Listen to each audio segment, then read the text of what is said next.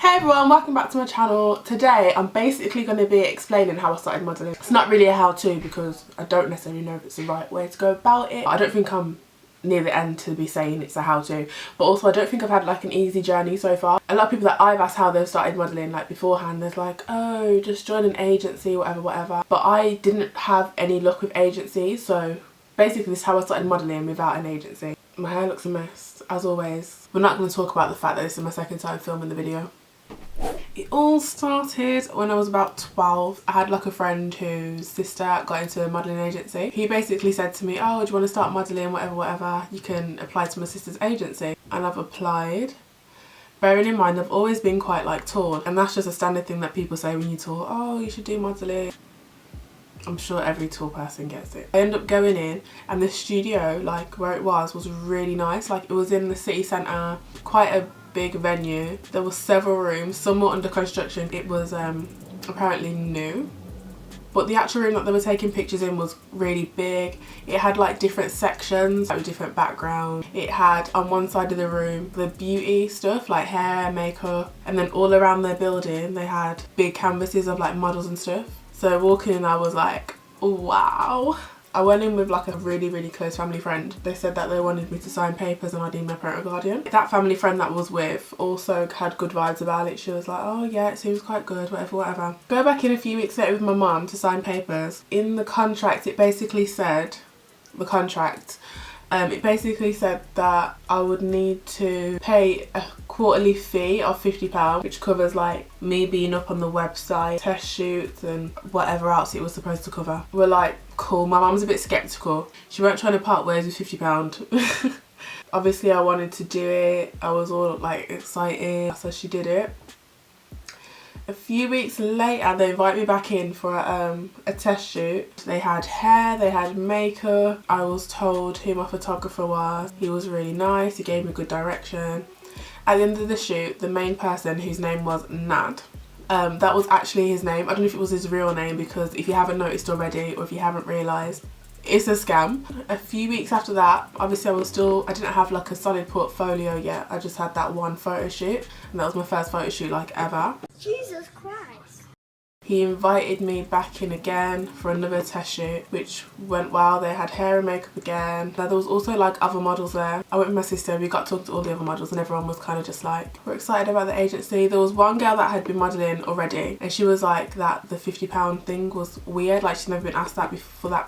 She's never been asked for that before, but at the same time she was like, oh, it's only £50 every however many months. So I ended up getting the pictures back for that as well. At this point I've got like a decent amount of pictures, because there was like a few outfits, etc. I'd say like a couple of months go by and I don't hear from them, so I emailed them. I think I emailed them, or they emailed me, and they basically said that some changes are going to be made to the agency and you'd hear back in a couple of weeks about whether you're getting dropped or not. So this time frame goes by and I still haven't heard back. I called the number that I had. I called like the 0121 number first, and that like, I think it just didn't go through. So I called the mobile number that I had, and someone answers, like the main guy, Nad, answers. I think it was him, like, but it was a guy anyway. And he answers and I'm like, oh, can I speak to Nad? So I say who I am, and they're like, yeah, 1 second. And then they hang up. It was at that moment I realised. So I was quite upset about it, to be honest, because like, it was the first time I actually gave like modelling a go. So it was a bit like I thought I was going to actually start, and then like I just didn't. But I did still have quite a lot of pictures. I ended up coming across a website called Storyime, and I uploaded all them pictures that I got from that photo shoot, which wasn't a bad deal, to be fair. £50, I had a decent amount of pictures with all these different outfits and different hairstyles. But yeah, so I uploaded them on Storyime. I can't remember how I found out about it, but it's basically just like a site where people post work for like freelance models and stuff. I've personally never actually got work from there, but I do know some models that have. As I said, loads of things get posted on there, and one of the things that I noticed was like a beauty pageant. Like there was just loads of beauty pageants, and I didn't realise beauty pageants were real. Like when I was younger, me, my sister and like everyone that lived in our little close, we'd play Miss World like at night time in the summer. But I didn't realise that it was a real thing. I mentioned it to my sister and she was like, yeah, my friend's little sister did it. I was kind of just like, how is this real and you didn't tell me? There was one called Face of Europe and the World, which drew my attention because it was all about like Disney and being 13 years old. obviously that was attractive to me. This Face of the World pageant that I signed up to was in Birmingham. It was like a few months away and I just wanted to do it, so I remember telling my mum, I think it was like £50 entry fee, so it wasn't like cheap but it wasn't too expensive either. And yeah, I did it. It was my first pageant. I met so many amazing people. I ended up winning, which was completely unexpected. It was a big deal at the time. To be fair, it's still a big deal now. Like, it was such an amazing opportunity because to win meant that I could go to Disneyland Paris and compete internationally, which was all paid for. And I ended up placing top 10, which again I was so proud of. I think I came like 6th or something, and that was my second pageant, my first international pageant. But yeah, one of the best things about the whole experience was the people that I met. So at the Face of the Midlands pageant in Birmingham, I met this girl called Abby. She is the person that kind of like actually got me into modelling, I think, if I remember correctly. She used to model for like university students at Birmingham City who did like fashion or whatever, and what she recommended me. So someone ended up using me and they were like, yeah, it's not paid but you can basically use the pictures for your portfolio. But at this point I was no longer like trying to build a portfolio. I just wasn't really thinking about modelling. But yeah, so I thought, okay, I'll give it a go. And once people had seen the pictures, like their friends had seen the pictures, they was like, oh, can we use you for like our like photo shoot, or can we use you in this fashion show? That's pretty much when I started taking it a bit more seriously. So I thought, okay, cool, I've got these pictures to build a portfolio, might as well continue.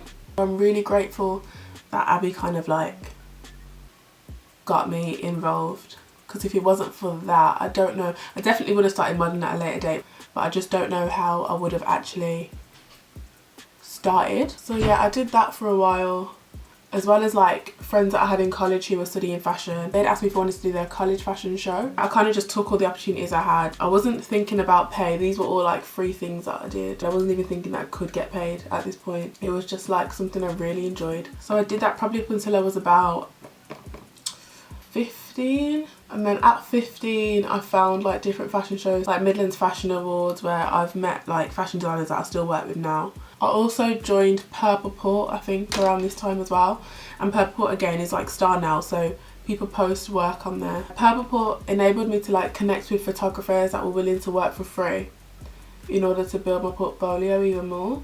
There's just a lot of nude work on there, so I personally don't use it anymore. You have to be careful because not everyone's trustworthy, but there's also another one called Model Mayhem, which I joined. I think I kind of joined that first actually. That got me my first paid fashion show. You just have to be careful when you're using them, especially if you're underage, because I was underage and using them, I'm not gonna lie, but you got to secure the bag, innit? When I was using Purple Port, this is when I was like really building my portfolio. I was finding photographers that were willing to work for free, to benefit both our portfolios, and people would post castings on there when they're looking for models. I remember one like day there was a casting that was asking for a model for a photography workshop, which is basically when someone like puts on a workshop to enable photographers to build their portfolio. So they might have several models on the night, or they might have just one, and they're teaching different like photography skills. The casting was paid, so I didn't really expect to hear like anything back, and I think at this point I was like 15 or 16, but they were like, yeah, come tonight at this address, whatever. If I was concerned about the credibility, this site had a feature where you could check for someone's references. So each time you have a shoot, you'd ask the photographer to leave your reference and you'd do the same for them. So if the person or the photographer had like quite a lot of references, I could just message one of the models or message a couple of the models and just ask them about their experience. This workshop probably had like, I don't know, like 10 photographers, maybe a bit less, and they basically all take turns taking pictures of you, and you just keep posing. So it's really easy, like, and really enjoyable. I met some really nice photographers that I ended up shooting with again on separate occasions outside the workshop, which is flipping amazing because it helped me build my portfolio so much.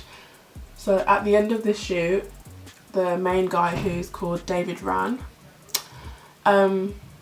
he ended up paying me, which I didn't expect, for 2 hours work. So it was like, I was about 15, earning more than £10 an hour. I'm here for it. Basically said that he would use me again, and he did. So he called me on several other occasions to do like a workshop similar. But basically I just met quite a few photographers from there that I ended up working with again and going to their studios and stuff. It also led to me getting more paid work. So these photographers from this shoot would actually pay me, which again I didn't like ask for or expect. There was one in particular called Jeff Boston who I'm really grateful for, and I worked with him for like the next 2 years. So I think I met him when I was 16, and when I turned 18 I trusted him enough to do my first swimwear shoot with him. What I did was basically like listen to the feedback that I got to try and enhance my portfolio. So like once I grew up and I turned 18 and I was getting feedback like, yeah, your portfolio is good, it's just like it's quite young, I just responded to it and started to like diversify my portfolio and just make it a little bit less childish basically. Then I ended up moving to London. In all honesty, I basically just moved to London because I knew I wanted to do modelling, and me moving to London would mean possibly, almost definitely, more opportunities. When I moved to London I went back to Purple because I kind of stopped using it because it just got a bit like everyone just wanted to shoot nude, and I went back to Purple to try and like build connections in London. I got booked for a fashion show where I met like loads of models that I still speak to this day because they were so nice, as well as fashion designers, and the organiser of that fashion show ended up using me again. That led to work, as well as the fact that some of the models I met would recommend me to people that were looking for models and stuff like that, which I was really grateful for, and I still am because it's still happening now. I forgot to mention, I was applying for agencies when I was about 16. I would apply for quite a few actually. I didn't have much luck. By the time I moved to London I had given up on like applying for agencies because I started getting paid work, so I was kind of just like, I'll just do my own thing for now. I'll go back to the agency route like at another point. So yeah, I moved to London, was finding my own work, went back to Purple, did a few more shoots to like network with people in London and stuff. So end of first year I decided that I was going to try and join an agency again. I heard back from BAME, which is the agency that I'm with now. I kind of had high expectations for joining the agency just because when I'd asked like models before how they started, they were like, yeah, you kind of have to be with an agency, which obviously isn't true because I'd done quite a lot on my own. Yeah, it's nice being with an agency, and I've definitely got jobs that I wouldn't have got if I wasn't with an agency. But at the same time, I don't feel like being with an agency is a be all and end all. Like I definitely think you can achieve things as a freelance model, and I've met so many freelance models that have a lot to show for being a freelance. A friend messaged me the other day from Birmingham, and she was basically just asking for advice, and she was like thinking that I'd went to Milan Fashion Week through my agency, and she was kind of upset like, oh, I don't get much luck with agencies, whatever, it's so hard. And I was just like, that job wasn't even with my agency. I was just like real with her. I was just basically saying like, stop making excuses because you can achieve so much without an agency. You don't need one to do everything. You can definitely achieve things on your own. Don't get me wrong, I'm happy with BAME, but like there's pros and cons to both being a freelance model and being signed to an agency. So that leads me to now, 19 years old, turning 20 in 2 months. I think my contract ends with BAME next month, which means I would have been with them for a year. I probably will stay with them. Although my contract ends, it just spills over, so it will just like renew itself until like I decide that I don't want to be with them anymore. But yeah, I'm gonna like finish my makeup because I did things in such a flipping weird order because I couldn't concentrate, and then I'm gonna come back with like my last few tips or whatever. Final pieces of advice. Number 1 is don't take anything to heart. So you're gonna get like the answer no thrown at you so many times. No thanks, no thanks, you're not right for us, whatever. If you're applying to agencies, you're gonna hear that. Well, you could be lucky and just get in, but if not, you're gonna hear that.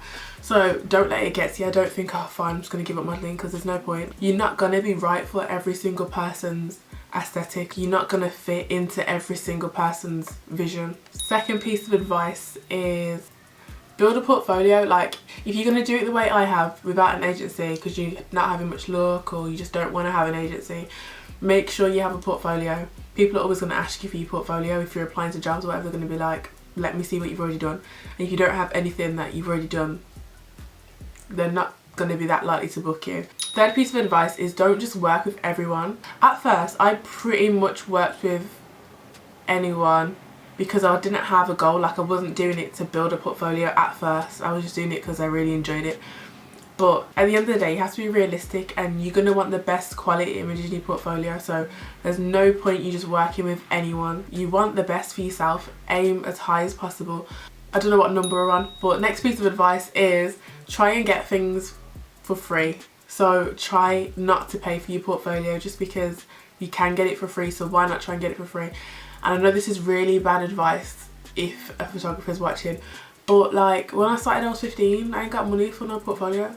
So if anyone's willing to help, then let them help, as long as, you know, you feel like they can benefit you and you can benefit them. If it's a mutual agreement, then yeah. Take others' advice. Don't just take things to heart, and if someone recommends something, take that on board, and if you hear it more than once, then definitely take it on board. For example, when I said about my portfolio being a little bit childish, more than one person said that to me, so I was like, okay, cool, let me try and make it, you know, a little bit more suited to my age. That way I'd appeal to a lot more people. You want your portfolio to be as diverse as possible. Another tip, don't feel like an agency is like be all and end all. My most memorable job, or like most significant in my opinion, is probably Milan Fashion Week, and I didn't get that with BAME. My highest paid job so far has also not been with BAME. Just don't feel like an agency is everything, no matter who you meet and whatever. Just believe in yourself and eventually everything will work out. Last piece of advice, don't let anyone take you for idiot. You might go to a job and you might not be the most experienced person in the room, but you're still as relevant as anyone else, and you still deserve the same respect as the next model. So that is it. That is how I started modelling. I feel like I've still got a long way to go, obviously, and yeah, I'm excited for whatever's ahead. Like, I genuinely enjoy the journey, both the ups and the downs. Thanks for watching. I hope this was somewhat helpful to someone somewhere. Fingers crossed.